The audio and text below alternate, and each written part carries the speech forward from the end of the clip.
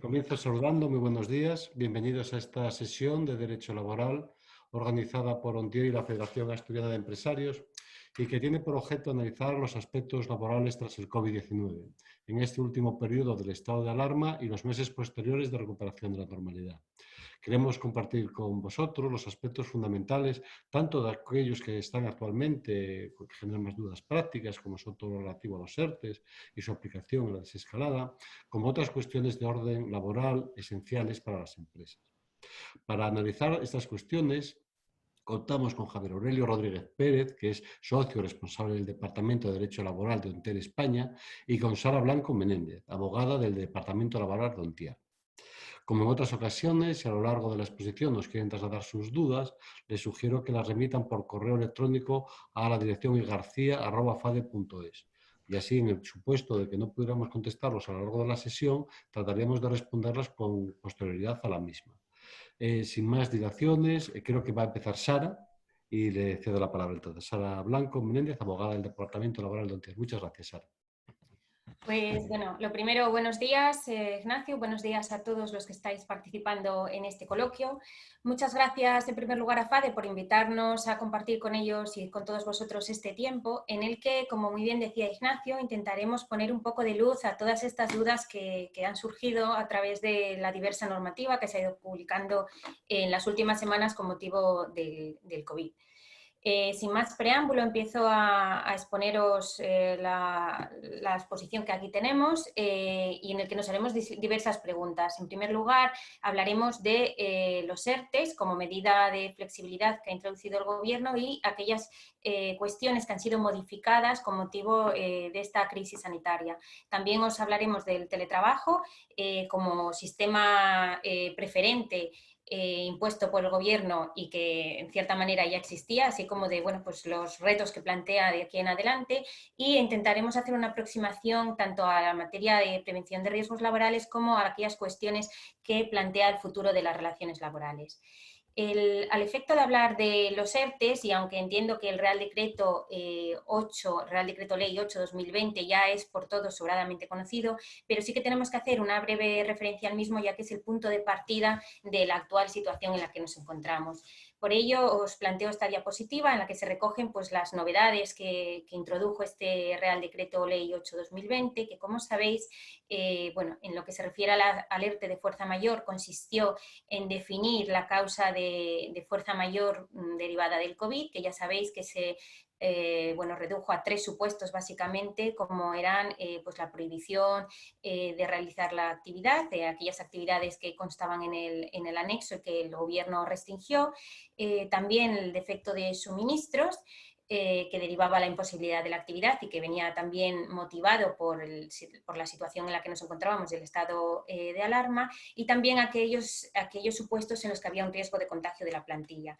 Sabéis también que introdujo una novedad que era el plazo administrativo para resolver y constatar la existencia de fuerza mayor, que era de 5 días, y que en algunas comunidades autónomas, como es la nuestra, se amplió a 10 días. Bien, en ese Real Decreto era fundamental también destacar la vinculación de esta situación a la duración del estado de alarma, por lo que veremos a continuación. En cuanto a los ERTES ordinarios, que todos conocíamos, denominados ETOP, o por causas económicas, técnicas, organizativas y de producción, la novedad que introdujo este Real Decreto fue reducir los plazos de negociación a 7 días con los representantes de los trabajadores y con el fin de que se agilizara la respuesta empresarial a la problemática que teníamos, y la posibilidad también de que intervinieran los sindicatos en representación de los trabajadores en todas aquellas empresas que no tenían ni delegados de personal ni un comité de empresa debidamente elegido. Se introdujo también como novedad la exención de las cotizaciones en los ERTES derivados de fuerza mayor, y en función de la dimensión de la plantilla, ya sabéis que aquellas empresas de menos de 50 trabajadores estaban bonificadas o exentas de la cotización al 100%, y las empresas de 50 o más trabajadores estaban bonificadas o exentas al 75% de las cotizaciones. Otra novedad relevante que también tiene incidencia en la situación en la que nos encontramos es lo introducido en materia de desempleo, ya que se reconocía la prestación de desempleo a los trabajadores con independencia de que no tuvieran el periodo mínimo de cotización de alta trabajado, y también se reconocía un derecho a la reposición de las prestaciones en el caso de que en el futuro vieran extinguidos sus contratos de trabajo. Pues bien, este era el punto de partida que nos dieron el 17 de marzo, en virtud de los cuales la mayor parte de las empresas se vieron obligadas a adoptar medidas de flexibilidad, como decimos, y nos referiremos a continuación a cómo ha quedado el marco a partir del Real Decreto Ley 18/2020 de 12 de mayo, que, como sabéis, ha introducido matizaciones en esa primera situación en la que teníamos, ¿no? En primer lugar, destaca y ha generado multitud de dudas la introducción del concepto de ERTE de fuerza mayor parcial, ERTE de fuerza mayor total. Bien, con ello, el Real Decreto, y según expone en su exposición de motivos, lo que trata es de reanudar de manera progresiva la actividad. Y es importante tener esa finalidad en cuenta a la hora de interpretar las normas, pues como todos sabéis, se han suscitado muchas dudas en torno a si esa vuelta a la actividad era obligatoria para las empresas o no era obligatoria y tenían la potestad de quedarse en la situación de ERTE total. Fundamentalmente porque el ERTE total prevé el mantenimiento, como veremos posteriormente, de las exenciones a la cotización, y el ERTE de fuerza mayor parcial, las reduce. Pues bien, si nos atenemos a la literalidad de la norma y, como digo, a lo expuesto en la exposición de motivos, tenemos que destacar, está destacado en negrita en la diapositiva, veréis los términos utilizados por el Ejecutivo a la hora de legislar, ¿no? En primer lugar, en cuanto a la fuerza mayor total, dice que la causa que motivó el ERTE impide todavía la actividad. Es decir, que la causa, si nos basamos en un cierre de actividad decretado por el Gobierno, subsiste ese cierre, impide la actividad de manera total. En cambio, en el caso del ERTE de fuerza mayor parcial, dice la norma que la causa permite la actividad. Nos encontraríamos, por tanto, en un supuesto en el que el ERTE concedido por una prohibición de actividad, esa prohibición ya no existe. Y puede no existir de manera absoluta o puede no existir de manera parcial, es decir, sometida a ciertas restricciones. Entendemos, por tanto, que con la literalidad, como digo, de la norma, que en aquellos casos en los que la causa que motivó el ERTE ha decaído, estamos ante una fuerza mayor parcial. Y en el párrafo siguiente de la norma se establece también otros términos que nos llevan a pensar también en el mismo sentido como una obligatoriedad. ¿Por qué? Porque dice, las empresas deberán reincorporar, es decir, no dice podrán reincorporar, sino deberán, como una obligación de reincorporación parcial. Pues bien, hasta ahí lo que se interpreta de la literalidad de la norma. La literalidad de la norma, del espíritu también de la exposición de motivos, pero sin embargo ha habido, como decíamos, muchas dudas en torno a la obligatoriedad o no.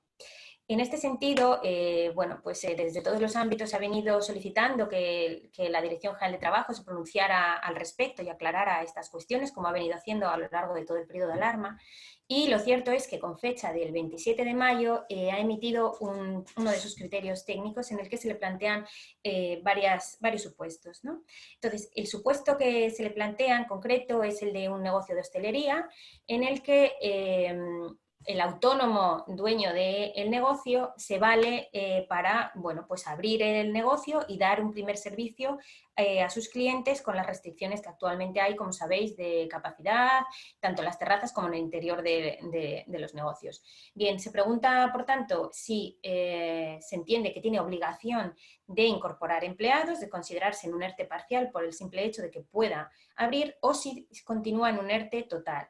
Pues bien, la respuesta de la Dirección General de Trabajo es que El ERTE parcial dependerá de dos circunstancias. Por un lado, que haya decaído la causa que permite la actividad, como subrayábamos antes, pero también, por otro lado, de que la empresa reincorpore, estableciendo o introduciendo una posibilidad de elección del empresario. Y en concreto, dice la Dirección General de Trabajo que corresponde a la empresa valorar, en función de sus circunstancias particulares, en qué momento las causas que le autorizaron al ERTE por fuerza mayor le permiten recuperar parcialmente su actividad, y por otro lado, en qué medida la reincorporación de los trabajadores afectados y en qué porcentaje de su jornada será necesaria. Por tanto, partiendo de la literalidad de la norma, parecía que era obligatorio situarse en un ERTE parcial. A la luz de la interpretación que hace la Dirección General de Trabajo, parece que se da facultad a las empresas para decidir cuándo y cómo se situarán en un ERTE de fuerza mayor parcial. Esta ha sido la cuestión más controvertida yo creo, de la norma, en la que ha suscitado mayores dudas y bueno, parece que nos la están solucionando en esa dirección, pero también queremos subrayar el hecho de que, como todos los informes de la Dirección General de Trabajo subrayan, esto es un criterio interpretativo que no es vinculante y que por tanto está sometido al control posterior de los órganos jurisdiccionales, que realmente son los únicos que tienen potestad para interpretar las normas. Veremos por tanto en qué sentido se van pronunciando, se pronuncian el día de mañana los tribunales. Bien, por otro lado, en cuanto al Real Decreto Ley 18/2020, y otra de las novedades que nos ha introducido es bueno, la que ya había sido anunciada por la ministra de Trabajo en sus declaraciones, y es la posibilidad de transformar la medida suspensiva de un ERTE a un ERTE de reducción de jornada sin realizar un nuevo ERTE, ¿verdad? Cosa que no existía anteriormente, ya que si tú tenías un ERTE de suspensión y querías de repente hacer un ERTE de reducción de jornada, tenías que renunciar al primero y tramitar de nuevo el segundo. Pues bien, ahora se flexibiliza esa posibilidad y se permite compatibilizar todas las medidas y primando obviamente la de reducción de jornada. Por otro lado, destacamos también del Real Decreto Ley 18/2020 el hecho de que la duración de los expedientes se ha desvinculado del estado de alarma y, por tanto, se ha señalado como límite el 30 de junio de 2020. No obstante, sabéis que se ha facultado a la tripartita, la comisión tripartita, para negociar una prórroga de este periodo, especialmente en aquellos sectores que, bueno, que están más afectados o que se prevé que su recuperación después del levantamiento del estado de alarma va a ser más difícil o más lenta. En cuanto a las exenciones de cotización, bien, el ERTE de fuerza mayor total continúa con la misma exención que tenía en los meses anteriores, es decir, de marzo y abril, y en consecuencia en las empresas de menos de 50 trabajadores continuarán pudiendo aplicar la exención del 100%, y en aquellas empresas que tengan 50 o más trabajadores tendrán la exención del 75% tanto en el mes de mayo como en el mes de junio. En cuanto al ERTE de fuerza mayor parcial y desde el momento en que se produzca la recuperación de la actividad, se aplicarán unas exenciones diferentes. En primer lugar, al periodo trabajado tendrá unas exenciones mayores. Esto casa con la finalidad de promover la reincorporación o premiar la reincorporación de los trabajadores, y en consecuencia tendrán una exención del 85% en mayo y del 70% en junio aquellas empresas de menos de 50 trabajadores. Y estas se reducirán al 60% en mayo y al 45% en junio en las empresas de 50 o más trabajadores. Eso por lo que se refiere al periodo trabajado. Por lo que se refiere al periodo de inactividad, ya que se prevé que en el mes de mayo concurran, en el mes de mayo o en el mes de junio concurran ambos, el periodo de inactividad tendrá una exención del 60% en mayo, del 45% en junio en las empresas de menos de 50 trabajadores, y en aquellas que tengan 50 o más trabajadores la exención será del 45% en mayo y del 30% en junio. No obstante, se han establecido, como todos sabéis, unas restricciones o unas normas, unos límites a las empresas que se pueden aplicar estas exenciones, y se excluyen aquellas que tienen un domicilio en paraíso fiscal y aquellas empresas de 50 o más trabajadores que repartan dividendos.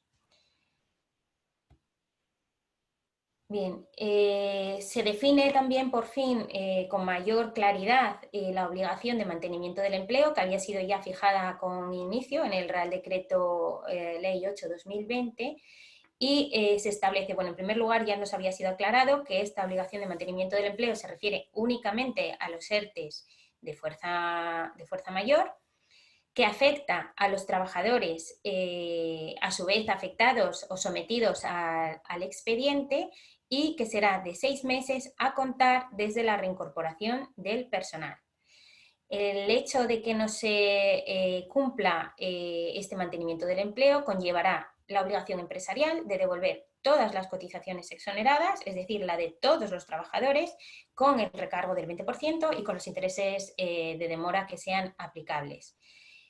Obviamente no se entenderá incumplida esta obligación de mantenimiento del empleo en determinados supuestos que específicamente han sido mencionados por la norma. Estamos hablando del despido disciplinario declarado procedente, estamos hablando de la muerte, de la jubilación, de la incapacidad, de total, absoluta o gran invalidez del trabajador. También del cese de los fijos discontinuos, no por despido, sino por llegada a término del plazo que tenían de contrato, de finalización y llegada a término también de los contratos temporales o en aquellos que ya haya sido ejecutada la obra. Por tanto, no se considerará que se ha incumplido el mantenimiento del empleo, sino que la extinción ha sido lícita. Por otro lado, en cuanto a las medidas también introducidas por el Real Decreto Ley 18/2020, hay una previsión en lo que al desempleo se refiere, que es que se limitan las medidas que habían sido introducidas en virtud de las cuales se reponían las prestaciones de los trabajadores y no se les exigía el cumplimiento de la cotización previa. Bien, estas medidas decaerán el 30 de junio de 2020, por lo tanto, aquellos trabajadores que se encuentren en un expediente a día de hoy y que este continúe posteriormente, el periodo consumido desde marzo hasta el 30 de junio les será repuesto, y el que consuman desde el 30 de junio en adelante será a costa ya de sus propias cotizaciones y a cargo de su vida laboral, ¿no? De esta situación se excepcionan, no obstante, hasta el 31 de diciembre de 2020 los trabajadores fijos discontinuos. Y por último, tenemos que mencionar una previsión también introducida por este Real Decreto Ley 18/2020 en cuanto a los ERTE ETOP, es decir, causas económicas, técnicas, organizativas y de producción. Se pretende que se pueda enlazar de alguna manera, se pueda enlazar en realidad el ERTE de fuerza mayor con el ERTE ETOP, y por lo tanto se establece que aquellos ERTEs por causas económicas que se aprueben, que se inicien, perdón, su tramitación con posterioridad al cese de la fuerza mayor, del ERTE de fuerza mayor, tendrán efectos retroactivos para que enlacen el uno con el otro y los trabajadores no queden desprotegidos y la empresa tampoco.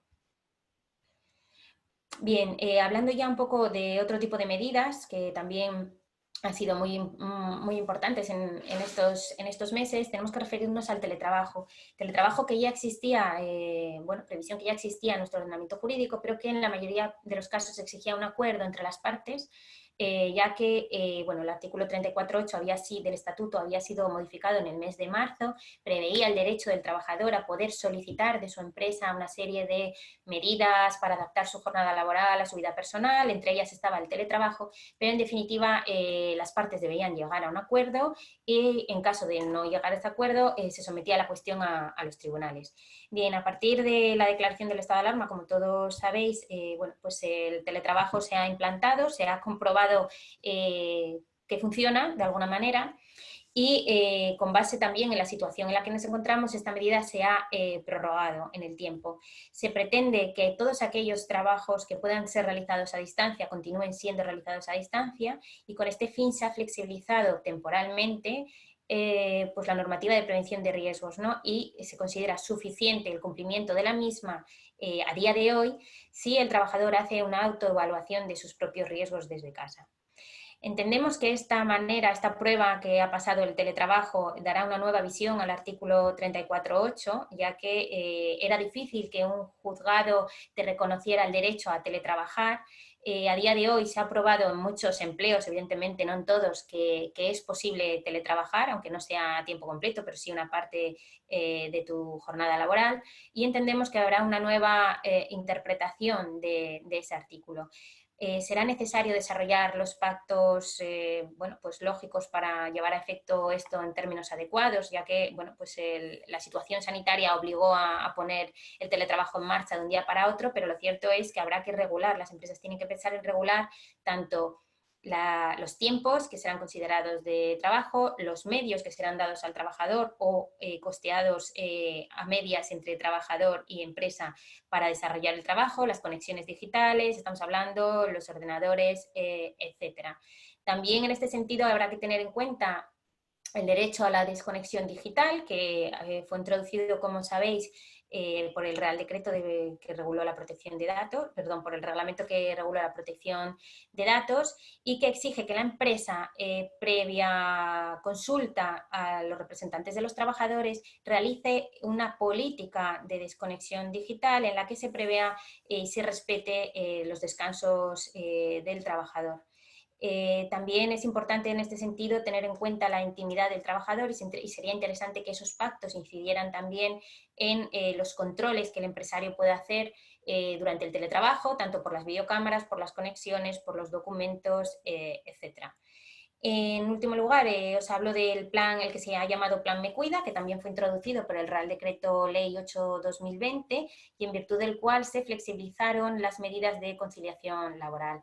Bien, este Plan Me Cuida prevé que las personas que tengan que bueno, pues atender tanto a mayores, a personas dependientes, a niños, porque habla también de durante el tiempo que estén cerrados los centros escolares, puedan adaptar su jornada, solicitar la adaptación de su jornada en unos términos más amplios de los que prevé la legislación ordinaria, ya que estamos hablando de adaptaciones de jornada, de cambio de turno, de cambio de funciones, de cambio de centro, de cambio de horario, de pasar de jornada partida a jornada continuada. Se intenta o se dice por la norma específicamente que las partes, empresa y trabajador, han de intentar llegar a un acuerdo y lógicamente se tiene que tratar de una propuesta razonable que sea posible dentro de la organización de la empresa, pero sí que vemos que hay un mayor derecho de los trabajadores. Se prevé también que aquellos que ya tenían la reducción de jornada por el cuidado de hijos la puedan ampliar hasta el 100% y desampliar y volver atrás en cualquier momento y con 24 horas únicamente de antelación. Se contempla también, y es importante destacar, la duración de estas medidas. En un primer momento se había regulado que tendrían una duración durante el estado de alarma y hasta un mes después. El Real Decreto Ley 15/2020 amplió en 2 meses más lo ya regulado, por lo tanto, supuestamente tendrán una vigencia hasta 3 meses después del fin del estado de alarma, lo que implica que hasta esos 3 meses el teletrabajo tendrá que ser la prestación de servicios preferente siempre que ello sea posible. Desde luego, si no se renueva una nueva prórroga del estado de alarma, estaríamos hablando de que esta situación duraría hasta el 7 de septiembre del año 2020. Y sin más, le paso la palabra a Javier, que os hablará de otras cuestiones. Gracias.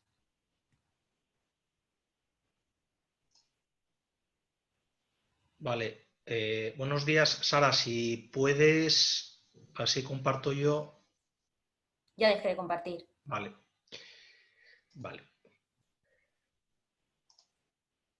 Bueno, pues buenos días a todos. Yo, bueno, pues reiterar los agradecimientos que ha hecho Sara, tanto a Fade, Ignacio, Carmen y a todos los que nos estáis viendo, y tratar un poco de aclarar cuestiones y comentar un poco toda la problemática que tenemos encima de la mesa, que yo creo que es importante y que todos los días nos genera dudas, ¿no? Yo voy a abordar 2 cuestiones finales. Vamos a tratar de ser lo más breves posibles para luego dejar un poco de debate y que haya cuestiones y preguntas. Yo creo que Sara ha abordado los temas, digamos, que más dudas interpretativas y que más preocupaciones generan a las empresas, de los temas que ha hablado, sobre todo lo relativo a los ERTE de fuerza mayor y por causa de fuerza mayor. Y yo lo que voy a comentar son 2 cuestiones que yo creo que también son trascendentes y que debemos de tener en cuenta en las empresas, ¿no? En primer lugar, lo relativo a lo que llamamos ahí, que cuáles son los nuevos riesgos y responsabilidades de la empresa en materia de prevención, ¿no?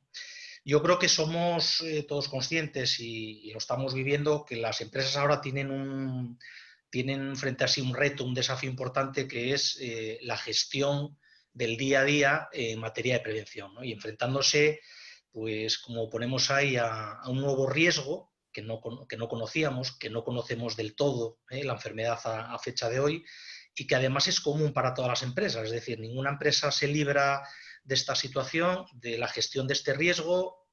Afecta evidentemente a todas las empresas, con independencia del tamaño, de la actividad, y esto, como digo, pues supone un desafío importante que además es nuevo, ¿no? para muchas empresas, ¿no? y que bueno, pues se incardina en ese derecho que tiene el trabajador a una protección eficaz en materia de prevención, ¿no? Y frente a los riesgos laborales. Os ponemos ahí un punto que parece una evidencia, pero que es muy importante, ¿no? Y que nosotros pues recalcamos mucho a los clientes porque empieza a haber mucha problemática al respecto. Tiene que haber un apoyo continuado, ¿no? En el servicio de prevención, es decir, que las empresas no pueden en esta materia adoptar medidas por su cuenta, que tienen que tener un asesoramiento y un apoyo técnico continuado, que además, como luego comentaré respecto del personal especialmente sensible, como decía, el conocimiento progresivo de la enfermedad hace evolucionar las medidas de protección, las medidas de prevención, y hay que estar en continuo contacto con el servicio de prevención. Y luego una cuestión que para nosotros también es fundamental, que remarcamos y recalcamos mucho con las empresas, que es la necesidad de formación e información completa a la plantilla de trabajadores. Es decir, las obligaciones de la empresa en esta materia no se limitan, que en sí ya es muy importante, a implementar las medidas de protección frente al riesgo que recomiendan bueno, pues las autoridades sanitarias, que nos recomiendan también los servicios de prevención, sino que tiene que haber una debida formación e información a la plantilla de estos riesgos y que conste por escrito, que es el primer requisito para justificar que la empresa está cumpliendo en materia de prevención de riesgos laborales. Luego, evidentemente, tiene que velar porque se cumplan las medidas, pero lo fundamental es que esa formación e información a la plantilla sea completa, prevea todos los supuestos riesgos y todas las medidas de prevención, y que además se facilite por escrito, ya sea pues bueno, comunicando por correo electrónico todas las medidas de prevención, haciendo charlas, pero que conste claramente que la plantilla recibe esta formación y esta información, y es fundamental ese punto, ¿no? Otro tema que os ponemos ahí, que nosotros estamos también viendo mucha problemática con los clientes, es la debida y adecuada gestión de la situación de los trabajadores considerados especialmente sensibles, ¿vale? Bueno, yo lo dejo apuntado ahí, luego lo comentaremos más en detalle, ¿no? Y luego yo creo que hay una evidencia, yo no quiero ser alarmista, pero realmente yo creo que todos somos conscientes de que toda esta situación lo que genera y supone es una mayor exposición del empresario a determinadas responsabilidades, no solo en materia de prevención, es decir, no solo de hipotéticas reclamaciones, denuncias, situaciones que se puedan dar de contagio y que puedan generar las problemáticas habituales que tenemos en situaciones con otros riesgos, sino también pues toda la problemática que va a haber cuando se reabran los plazos judiciales, cuando veamos qué reclamaciones hay frente a esas medidas colectivas o individuales que se hayan adoptado, lo que pueda llegar a pasar con esa revisión de los expedientes de fuerza mayor que no han sido resueltos expresamente por la autoridad laboral, esa amenaza expresa que viene en la normativa de la revisión y de la consideración de lo que pueden ser situaciones de fraude frente a la seguridad social, y eso lo que supone, como digo, es una mayor exposición del empresario y unos nuevos riesgos y responsabilidades que van a tener la empresa a corto y medio plazo. Con esto, ¿qué os quiero decir? Que es un poco la conclusión que os queremos hacer llegar, que los sistemas de cumplimiento normativo, los sistemas de compliance que sabéis que se vienen implantando las empresas, son ahora, si cabe, mucho más necesarios, mucho más recomendables para tratar de gestionar de la mejor manera estas situaciones, tratar en la medida posible de minimizar estos riesgos y estas responsabilidades, y consideramos que son cuestiones muy importantes a tener en cuenta. Os dejaba avanzado antes el tema del concepto de trabajadores especialmente sensibles. Yo no voy digamos, a haceros perder tiempo con todas las medidas en materia de prevención que se están recomendando, porque bueno, yo creo que este sería un poco el objeto de esta charla, pero sí yo me quería detener en este concepto de trabajadores especialmente sensibles, porque estamos viendo la problemática que está generando en muchas empresas, ¿no? Este concepto ya estaba previsto en la normativa, es decir, no es que se haya creado ex novo ahora para esta situación. Como sabéis, está previsto para esos supuestos de colectivos de trabajadores que tienen o bien unas circunstancias personales concretas o bien unas patologías previas que hacen que sean especialmente sensibles a un determinado riesgo en el trabajo, ¿no? Esto, trasladado al COVID, lo que genera es que bueno, pues el Ministerio de Sanidad ha venido publicando determinadas instrucciones, determinadas guías.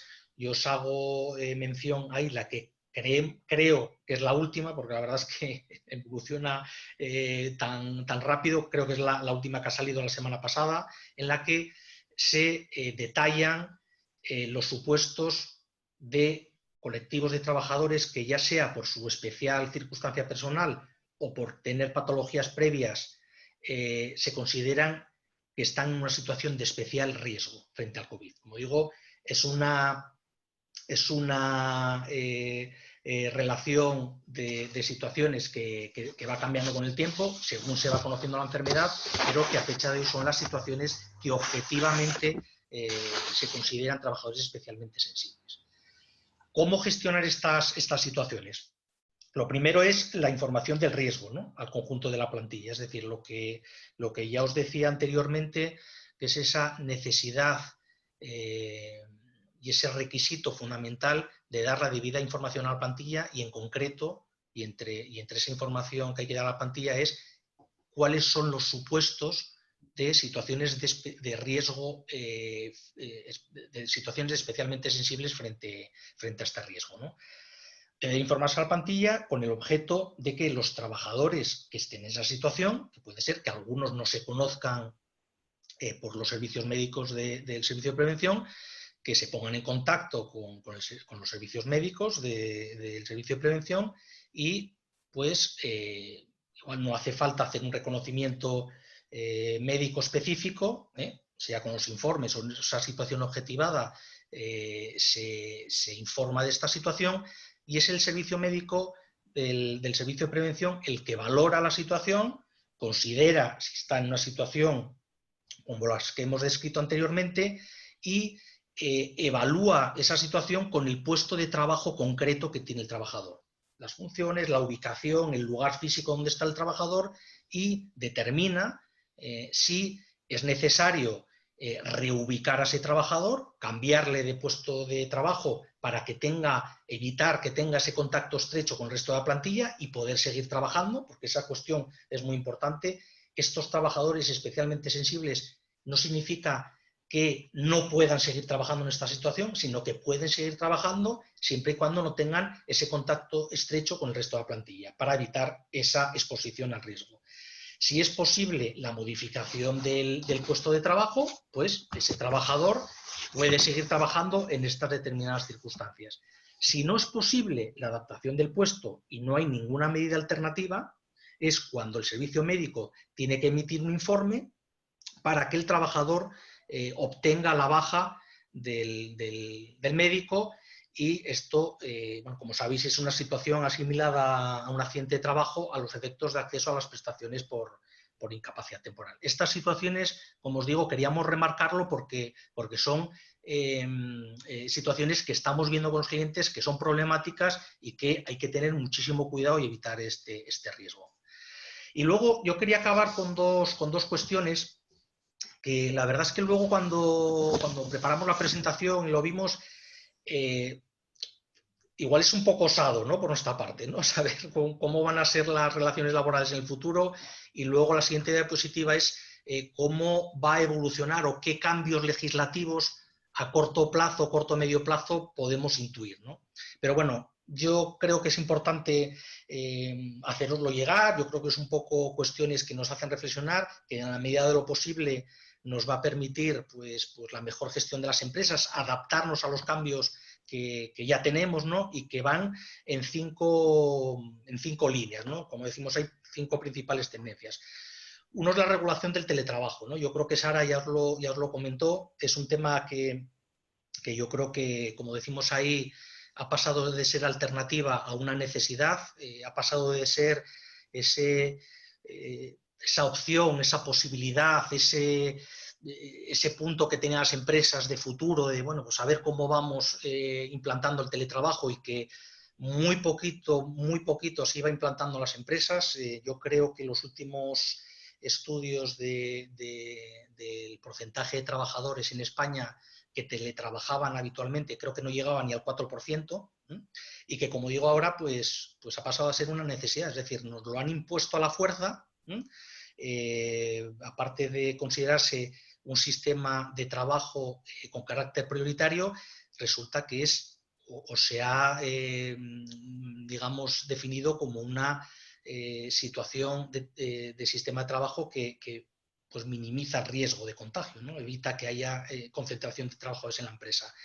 Y yo creo que este sistema ha venido para quedarse. Yo la verdad es que, bueno, soy un firme defensor del teletrabajo. Creo que, como todo, tiene sus ventajas y sus inconvenientes, pero yo creo que la práctica a la fuerza que hemos tenido estos meses con el teletrabajo pues ha demostrado que tiene muchas ventajas, que si se gestiona bien se puede tener unas ventajas enormes de mayor productividad, de mayor confort, de menores costes, tanto para empresa como para trabajadores, y yo creo que ha venido a quedarse. Evidentemente, no todas las empresas ni todos los trabajadores pueden teletrabajar, es evidente, pero hasta un 23, un 25%, creo que he visto en algún estudio, habría capacidad de teletrabajar. Hasta un 25% de los trabajadores en España podrían teletrabajar habitualmente sin ningún problema. Bueno, yo creo que es una tendencia evidente, ¿no? Otro punto es la digitalización de las empresas, ¿no?, que también, pues bueno, desde un tiempo atrás, bueno, pues lo teníamos encima de la mesa. Las empresas poquito a poquito estaban haciendo avances en esa materia, pero igual que el teletrabajo ha pasado a ser una necesidad, y la digitalización no se limita pues a bajarnos el programa o a comprar una licencia de Zoom, sino a posicionar digitalmente a la empresa, la venta online, la identidad de la empresa en los medios electrónicos. Yo creo que es una evolución y una tendencia evidente, ¿no? El refuerzo de las medidas de conciliación y flexibilidad. Ya os ha comentado Sara un poco estas novedades que había en la legislación del Plan Me Cuida.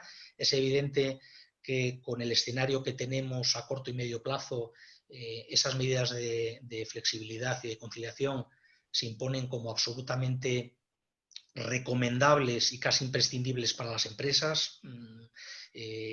A corto plazo, bueno, pues evidentemente vamos a tener una situación pues de cierre de centros educativos, una previsión de que en el siguiente curso puedan no ser todas las clases presenciales. Es decir, yo creo que hay que buscar sistemas para conciliar y permitir a los trabajadores esas situaciones, ¿no?, gestionar esas situaciones. Otro punto importante que os dejamos indicado es la negociación colectiva, ¿no? ¿Por qué digo lo de la negociación colectiva? Porque yo creo que con el escenario y el marco a corto o medio plazo que tenemos de incertidumbre, ¿no?, de qué nos va a pasar en las empresas, cómo va a evolucionar el mercado y demás, yo creo que la negociación colectiva se impone como algo absolutamente necesario, tanto a nivel de configurar y de acordar convenios de empresa, que sé que son figuras que a veces dan un poquito de respeto, ¿no?, y parece que se mete uno en un problema y en un berenjenal y que es algo muy complejo, y no tiene por qué. Es decir, yo creo que que puede ser tremendamente sencillo y tremendamente útil, porque se trata de hacer un traje a medida de la empresa, con ese convenio de empresa, y yo creo que es el momento de hacerlo. Es decir, no esperar a lo que vaya a pasar, que cambios se barruntan respecto a esta materia, ¿no? Y luego los acuerdos de estos flexibles, ¿no? Tampoco nos tiene que dar miedo los temas de los expedientes a futuro. Es decir, os comentaba Sara, pues esa facultad legislativa, esa previsión legislativa de los ERTEs ya por causas productivas, por económicas, organizativas, posteriores a estos ERTEs que muchas empresas han hecho por causa de fuerza mayor, y que estos expedientes, pues negociados, acordados con la representación legal de la empresa, explicados, se pueden entender perfectamente y puede significar que la empresa pueda afrontar a corto y medio plazo un escenario de incertidumbre. Como digo, con unos expedientes flexibles en función de la mayor o menor carga de trabajo que tenga la empresa, y que si no se utiliza el expediente, pues mejor, pero si en un momento puntual se necesita el expediente, pues recurrir a él y no esperar a que tengamos ya el problema encima de la mesa, ¿no? Y luego, una última tendencia que yo creo que también de alguna forma se venían ya implantando a las empresas son un cambio en los sistemas de retribución y dar mayor peso a la retribución variable. Por una circunstancia también clara, ¿no? La incertidumbre a futuro que tienen las empresas y una evidencia de que las empresas solo van a poder pagar los salarios si lo pueden pagar, si tienen disponibilidad. Es decir, no, yo creo que el problema de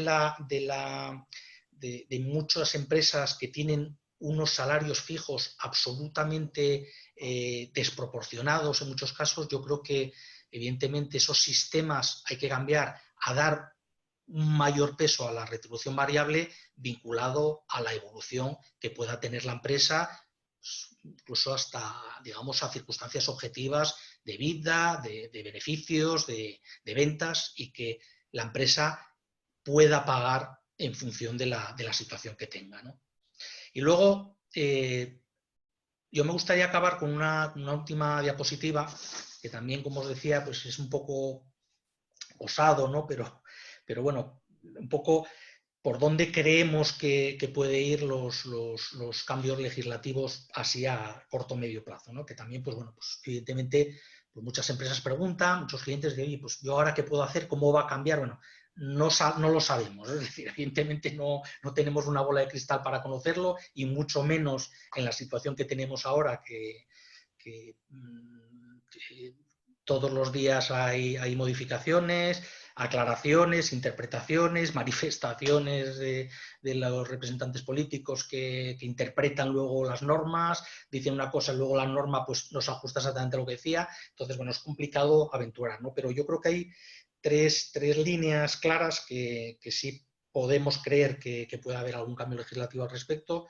El primer punto es, a muy corto plazo, lo que ahora más interesa a las empresas, que es qué va a pasar con las medidas y la duración de las medidas específicas que esta legislación especial del COVID ha determinado. Es decir, pues parece posible, parece factible, razonable, que pueda haber más allá del 30 de junio una prórroga de duración de algunos ERTEs de fuerza mayor para algunas actividades, con algunas matizaciones, pero que pueda haber alguna prórroga en esa duración. De hecho, así lo deja indicado el Real Decreto Legislativo el 18/2020. También la prórroga de las exenciones de cotizaciones, no solo a los ERTEs de fuerza mayor, sino la posibilidad de que también se pueda extender a ERTEs ETOP, ¿no? por ya los ordinarios por causas productivas, económicas, organizativas o de producción, que lo deja caer también la normativa, y que es algo que hace años existió, ¿no? Es decir, que tampoco sería algo absolutamente bueno, pues raro, ¿no? Es decir, yo creo que sería importante para ayudar a las empresas, pues bueno, por lo menos una parte de las cotizaciones que pudieran quedar exentas en este tipo de expedientes, porque parece ser que va a ser la medida que a futuro más se va a aplicar, ¿no? La flexibilización de las medidas de salvaguarda de empleo a ciertas actividades, que también deja dicho el Real Decreto Ley 18/2020, yo creo que es evidente que alguna medida de flexibilización respecto a esto debe de aprobarse, porque no sé cómo decirlo, yo creo que es ponerle un poco puertas al campo, ¿no? Es decir, que si la empresa no puede continuar la actividad, pues, bueno, pues tiene que tener alguna vía de escape y que bueno, pues no se penalice o no se prohíba, como se prohíbe pues esas extinciones de contratos en ese plazo de 6 meses, ¿no? Bueno, ya veremos con qué sectores y en qué tipo de actividades se puede aplicar o flexibilizar estas medidas. Y luego, pues también yo creo que otra que ahí nos pusimos, pero que también es posible, son prorrogar las medidas de protección por desempleo, es decir, ese periodo en el que no computa a efectos de futuras prestaciones esos periodos de desempleo de los trabajadores afectados por estos expedientes, que bueno, pues yo creo que previsiblemente alguna medida al respecto podrá aprobarse para que se alargue más allá del 30 de junio. Hay muchas empresas que han aprobado expedientes de regulación de empleo por causas productivas finales de marzo, abril, mayo, con 6, 4, 8 meses vistas de aplicación, y que se encuentran con que a partir del 30 de junio del 2020, con lo que está aprobado ahora, el trabajador va a empezar a consumir prestación de desempleo, ¿no? Entonces, bueno, a ver un poco si hay alguna novedad legislativa al respecto. Otro punto, que es el tema de la regulación del teletrabajo y la digitalización. No me voy a extender mucho, bueno, yo creo que ya os comentó Sara un poco el tema del teletrabajo. Yo creo que si no hay una legislación específica que desarrolle lo poquito que tenemos hasta ahora, como en otros países se ha hecho, yo creo que pues tendrán que las empresas, pues como decía Sara, pues aplicar algún tipo de pacto interno o acuerdo con los trabajadores para regular estas situaciones, ¿no? Y luego, último punto conflictivo, y que estos últimos días de atrás ha dado lugar a mucho debate, ¿no? Y a mucha controversia, que es la derogación de la reforma laboral, ¿no? Del 2012. Yo creo que esa derogación íntegra, completa, de todo lo que supuso en su día la reforma laboral, yo creo que va a ser complicada, ¿no? Yo no creo que vaya a haber una derogación íntegra, ¿no? Pero sí que hay muchos aspectos que yo creo que reiteradamente nos vienen diciendo y estamos oyendo que bueno, si se quiere cambiar el convenio de empresa, que tanto protagonismo tiene ahora, se le ha dado desde la reforma laboral, pues la tendencia que se tiene es, bueno, pues limitar o que pierda protagonismo frente al convenio sectorial. Una mayor intervención administrativa en los ERES y en los ERTES, no sé si hasta el punto de volver a recuperar el procedimiento que había antes, que como recordaréis se exigía una resolución administrativa de aprobación. No sé si llegaremos a ese punto, pero sí que haya a nivel de inspección de trabajo, de las direcciones generales de trabajo, una mayor intervención. En esa línea parece que puede ir algún cambio. Y luego el tema de la limitación de la optatividad de los convenios colectivos, ¿no? que bueno, pues yo creo que también puede observar algún cambio al respecto.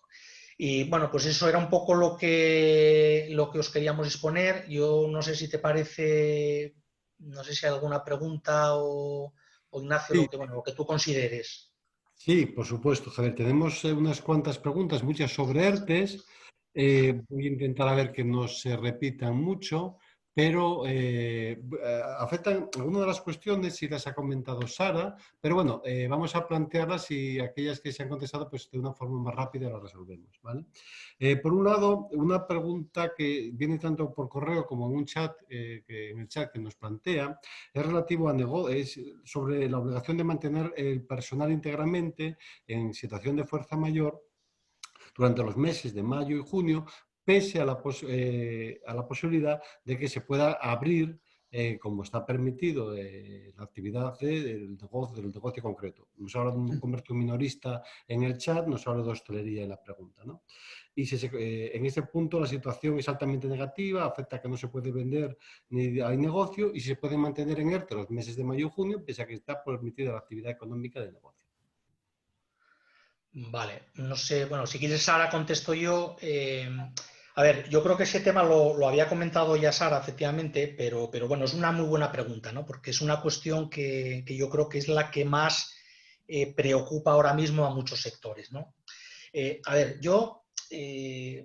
hay que partir de una cuestión que yo creo que es muy importante tener en cuenta. Es decir, que, a ver, la causa de fuerza mayor, digamos, circunscrita a lo que estamos hablando de expedientes de regulación de empleo, partimos de una consideración de que se trata de una causa excepcional, es decir, que es por una circunstancia externa, ajena a la empresa, que nos obliga a suspender la actividad y que tiene una duración limitada en el tiempo. Es decir, y ese esquema que ya lo teníamos de lo que eran los expedientes de fuerza mayor con la legislación anterior, lo seguimos teniendo ahora, ¿no? Entonces, ¿qué es lo que ocurre? Que, como os decía Sara, con este Real Decreto Legislativo 18/2020, que prevé esa posibilidad de los ERTEs por fuerza mayor parcial, que esa posibilidad realmente ya la teníamos antes, es decir, hay muchas empresas que ya venían incorporando trabajadores, pero que ahora ya se plasma por escrito en la norma, lo que viene a decir,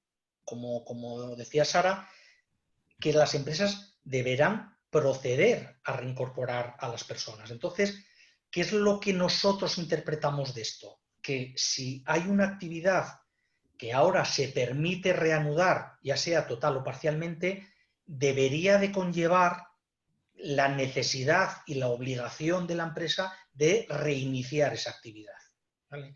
Eso no quiere decir que tengamos que reincorporar a todos los trabajadores, ni que tampoco, por así decirlo, tengamos que reincorporar al número de trabajadores proporcional a esa actividad que se puede recuperar parcialmente. Por poner un ejemplo, si yo tengo un negocio de hostelería y tengo un expediente de regulación de empleo por causas de fuerza mayor a 4 empleados, 4 camareros, por ejemplo, si ahora en la fase 2 creo que me parece que es el 50% de las terrazas se puede reabrir, no significa que yo obligatoriamente tenga que incorporar a 2 trabajadores, ¿no? Por reincorporar a los 4, reincorporar a 3 o recuperar a 1. Pero sí que consideramos que la actividad debería de reabrirse y no estar en esa situación más tiempo. Esa es la interpretación que tenemos. Otra cuestión es que en algún caso, y alguna pregunta se nos ha hecho al respecto de clientes y demás, ¿qué pasa en la situación, por ejemplo, aplicando el caso que os decía antes de empresa con 4 trabajadores, digamos empresa hostelería con 4 trabajadores que tiene que reabrir? Imaginaros que el titular del negocio está al frente del negocio y es un autónomo. Y ese autónomo abre la cafetería y se basta por sí solo para atender la cafetería. Yo ahí sí considero factible que una vez que cumplo con la condición de reabrir el negocio, no tenga que llamar a ninguno de los trabajadores que están en el ERTE si no los necesito, porque esa facultad sí considero que me la da el decreto, pero reabrir sí consideramos que sí debe de hacerse. Perfecto. También hay dudas sobre los efectos desde el punto de vista de la asignación de cuotas. Es decir, supongamos que esa operación de recuperar al trabajador se produce a mitad de mes, se plantea si las exoneraciones de cuotas se dan en términos de 2 periodos, es decir, un ERTE total el 100% en el primer de los periodos del mes y aplicando luego el nuevo sistema del decreto ley de ERTE parcial en el siguiente. Sí, a ver, yo ahí lo que consideramos es que puede haber 2 periodos diferentes, ¿no? Es decir, que hasta, si por ejemplo en este caso se tratase de un ERTE por fuerza mayor, en el que yo tengo a la totalidad de los trabajadores hasta una determinada fecha, el 17, el 18 de mayo en el expediente, yo hasta esa fecha me beneficio de una exoneración, si es una empresa de menos de 50 trabajadores, del 100%. Y en el momento en el que yo recupero al trabajador, si es una empresa de menos de 50 trabajadores, tendría una exoneración diferente. En este caso, entiendo que sería, si no me equivoco, del 85%, ¿no? Para el mes de mayo, una empresa de menos de 50. Entonces, sí habría 2 periodos distintos y creo que, si no me equivoco mal, en estas guías que publica la tesorería, creo que en alguna de ellas este supuesto específicamente se prevé. Perfecto. Por cierto, Javier, si no te importa, ¿podrías dejar de compartir pantalla si te vemos Sí, ahora tenemos, mejor. perfecto, ya se te ve perfecto. Alguna cosilla más, mira. Tenemos, supuesto, por ejemplo, un caso que pasaba mucho en Asturias era el hecho de que algunas empresas tuvieron un ERTE de solo parte de la plantilla, ¿vale? Y ahora lo que se plantea es aquellas empresas que estaban en esa situación y no se modificó desde que se autorizó el ERTE de fuerza total. No hubo ninguna incorporación. ¿En qué consideración estamos? ¿Es un ERTE total o es un ERTE parcial? A los Eh, efectos del Real Decreto Ley. para mí es un ERTE total. Para mí es un ERTE total porque yo desde el primer momento he afectado una parte de la plantilla y el ERTE se circunscribe a esa parte de la plantilla. Si no he reincorporado a ningún trabajador de los que están en el ERTE, tiene la consideración de ERTE total. Perfecto. Luego tenemos aquí el caso contrario. Aquí se trataría de una empresa que con carácter previo a este Real Decreto Ley ha ido incorporando trabajadores, ¿vale? Con carácter previo, Con ¿no? carácter previo, si hace a lo mejor a la altura a mitad del mes de abril, Vale. previó la oportunidad de realizar alguna actividad económica e incorporar algún trabajador y lo sacó del ERTE de fuerza total, ¿no? La pregunta es, ¿nos hallamos ante un ente parcial porque ya ha hecho una incorporación? Y la parte B, en caso de que así fuera, el cómputo de los 6 meses de obligación de mantenimiento para el empleo que se computa desde la incorporación de trabajadores, iría ya desde entonces, pese a que es anterior al nuevo Real Decreto, es un poco lioso, pero la Vale. verdad es que hubo muchas empresas en Asturias que ya fueron incorporando Sí, gente sí. afectada. Sí, no, no, y es verdad que es una práctica de muchas empresas y de hecho había algunas empresas que a la luz de este Real Decreto 18-2020 les generó la preocupación de que si lo que habían hecho antes incorporando a trabajadores estaba permitido o no. Y es perfectamente posible y por supuesto permitido. Yo en ese caso, aunque sea antes de la entrada en vigor del Real Decreto Ley 18-2020, yo considero que es un ERTE parcial, ¿vale? Es un ERTE parcial porque yo ya he incorporado a trabajadores, aunque haya sido antes del Real Decreto Ley 18-2020, y la otra pregunta era el Es tema. decir, Ah, bueno, ¿desde cuándo se computan los 6 meses? Yo como ahora entiendo que habla de sí, yo entiendo que incorporación, se computan desde que haya incorporado ese trabajador, aunque haya sido antes de la entrada en vigor del Real Decreto. ¿Y por qué? Porque ese plazo de 6 meses de mantenimiento de empleo ya estaba previsto en el Real Decreto Ley 8-2020. No se aprueba ahora en este 18-2020. Lo que hace el 18-2020 es, bueno, pues matizar, aclarar o completar o interpretar desde cuándo se computa ese periodo, pero ese plazo de 6 meses ya estaba y yo considero que si lo incorporó el 15 de abril, empieza a computar desde el 15 de abril, no desde ahora. tenemos alguna más. En este caso es sobre la afectación. Es decir, habíamos oído a la ministra y la cuestión de afectación, desafectación.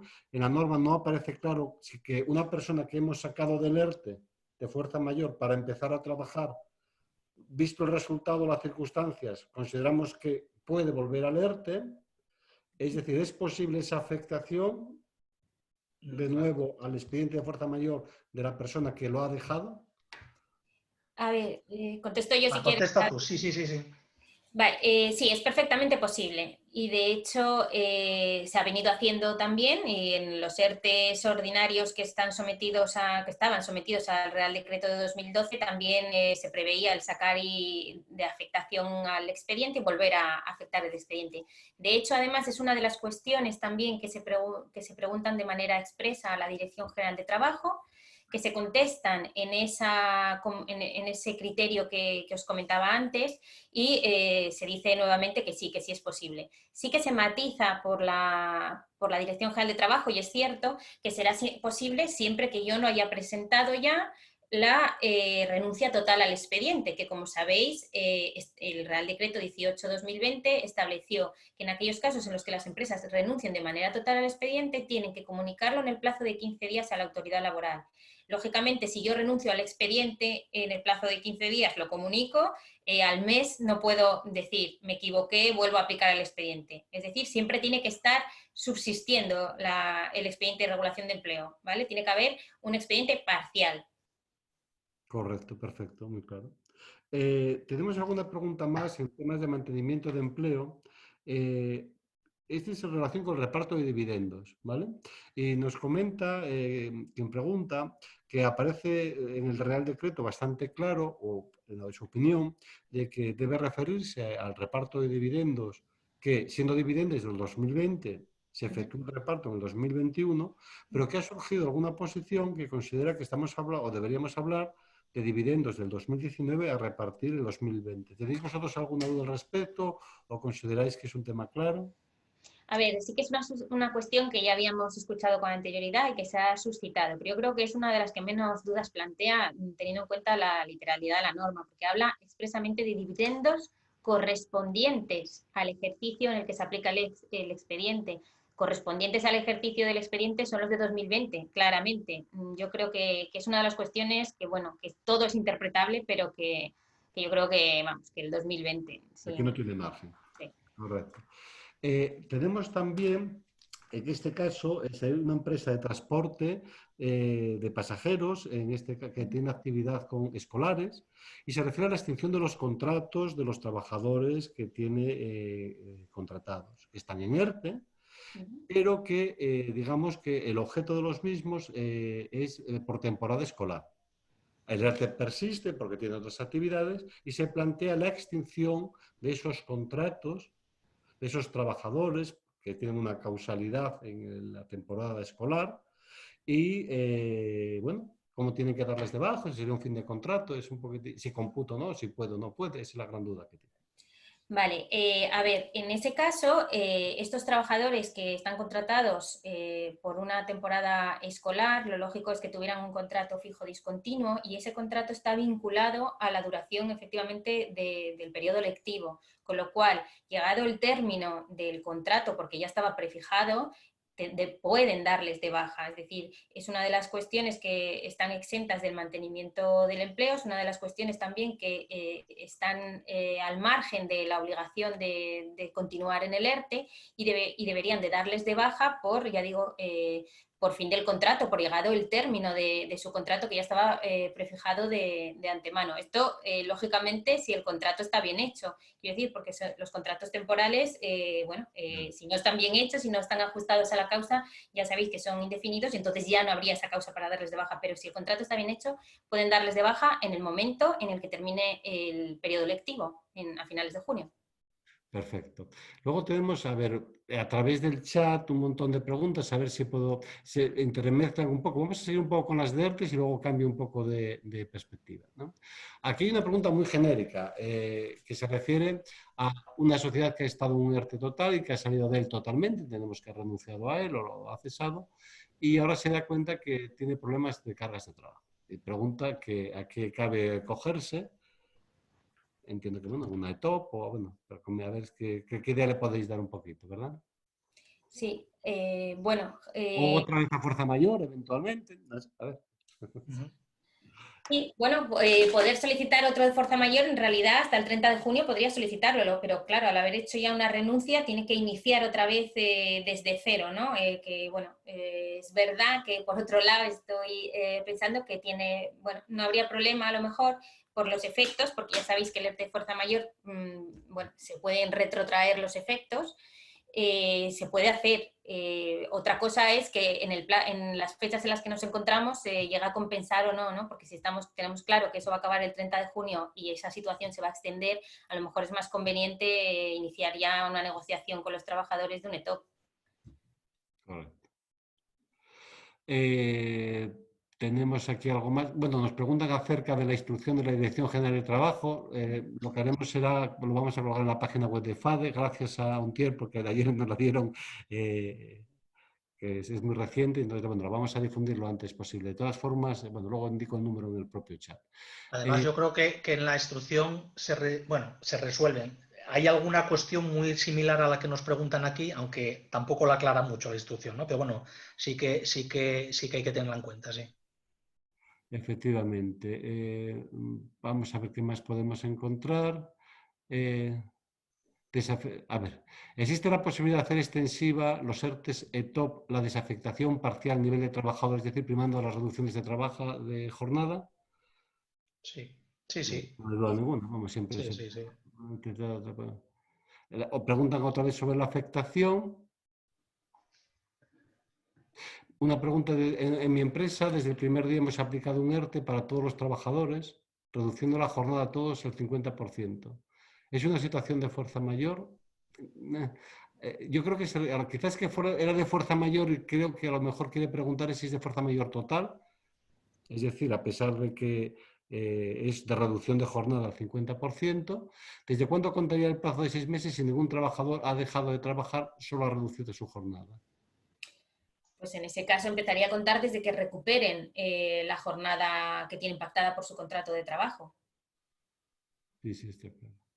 Voy a pasar a otro orden de preguntas, sin perjuicio de que luego lo miramos, que se refiere a adopción de medidas de protección. En este caso estaríamos hablando, por ejemplo, la primera pregunta es relativa a si la utilización de medidas que vienen previstas en el Real Decreto, en una orden de sanidad, de la 300, aquí no la veo, pregunta si se pueden adoptar otras medidas adicionales como la realización de test COVID u otras en favor de la seguridad de los trabajadores.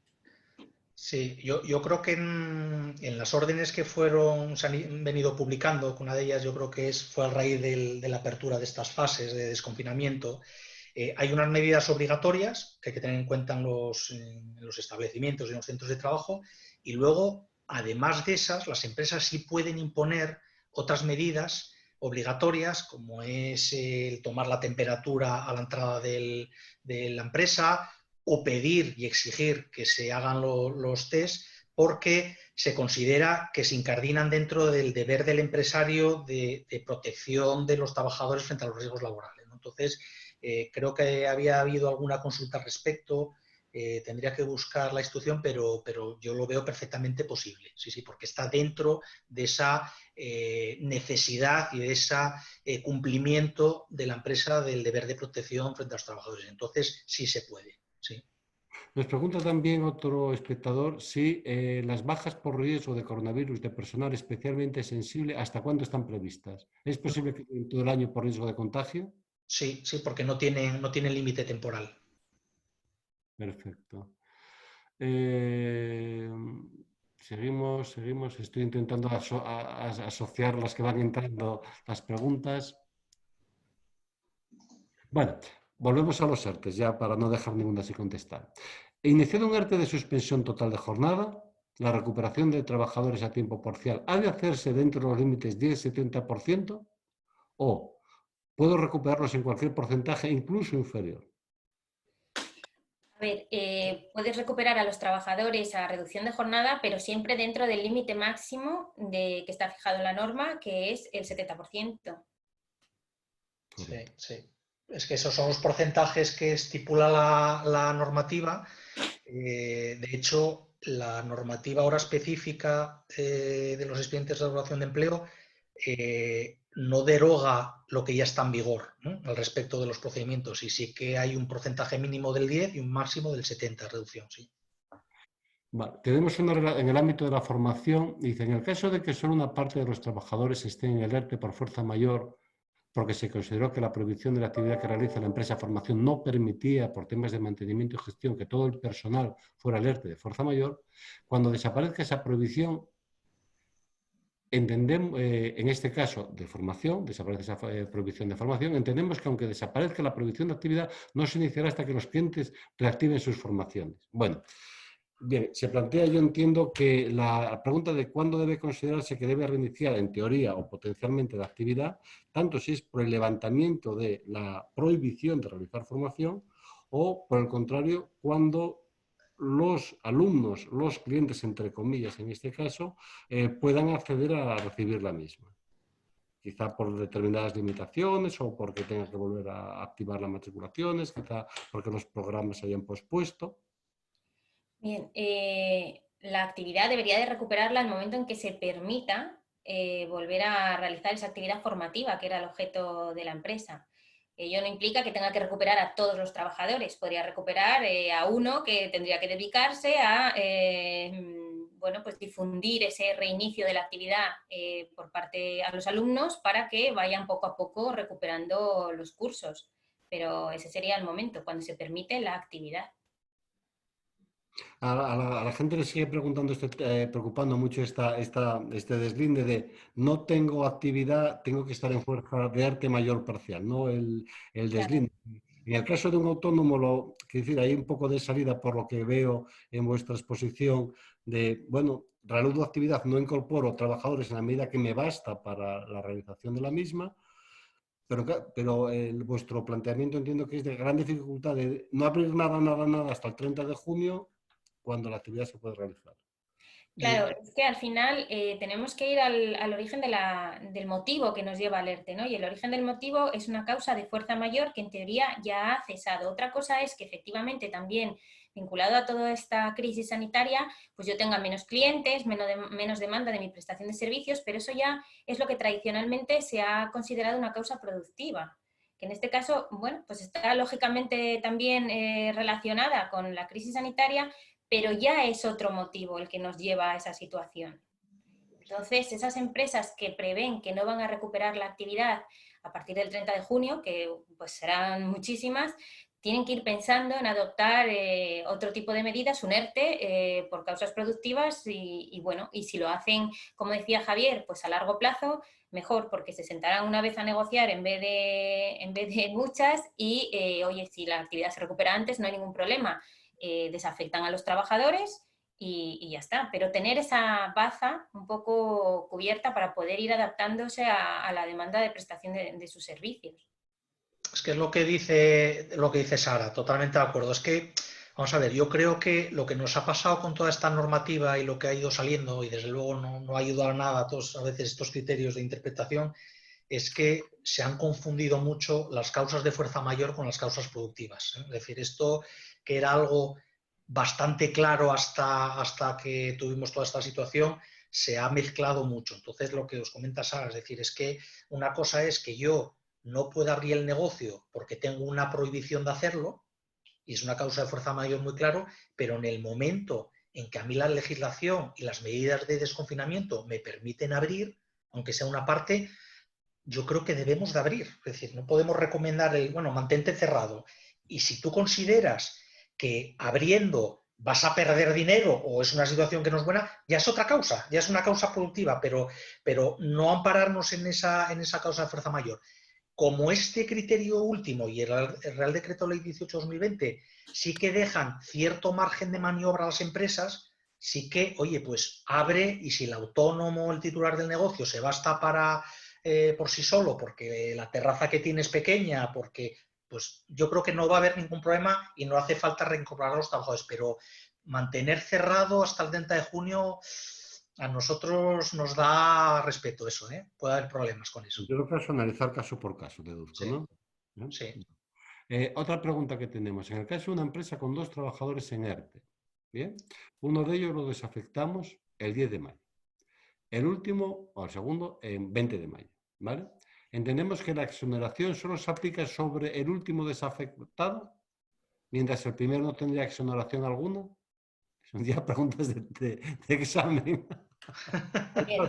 Si en algún momento... quiero decir que las preguntas se pueden responder, porque son casos tan particulares que vuelve a uno absolutamente Vale. imposible. Yo creo que aquí habría dos periodos. Uno del 1 al 10 de mayo, ¿vale? Que estarían al 100, y otro que iría del 10 al 31 de mayo, que estarían por el que recuperó la actividad tendría una exención del 85% y el que continuó suspendido una exención del 60%. Es decir, las exenciones a uno y a otro serían diferentes, pero en ambos casos serían las correspondientes a la parcialidad a partir del día 10. Vale. Y tenemos alguna cosilla más por aquí pendiente, pero vamos a hacer una cosa, vamos a intentar... vamos a solicitar que los que han tenido preguntas y no le hemos podido contestar, que por favor me las remitan a garcia@fade.es y os las pasamos y así les podéis contestar y les trasladaremos la respuesta lo antes posible, pero ya con más tiempo para responder y no que ahora nos ha superado el tiempo de la jornada. Vale, pues totalmente a vuestra disposición, por supuesto. Y daros las gracias, gracias a todos los asistentes y quedamos emplazados para otras sesiones que tengamos en el futuro. Muy bien, muchas gracias a todos. Gracias. A vosotros.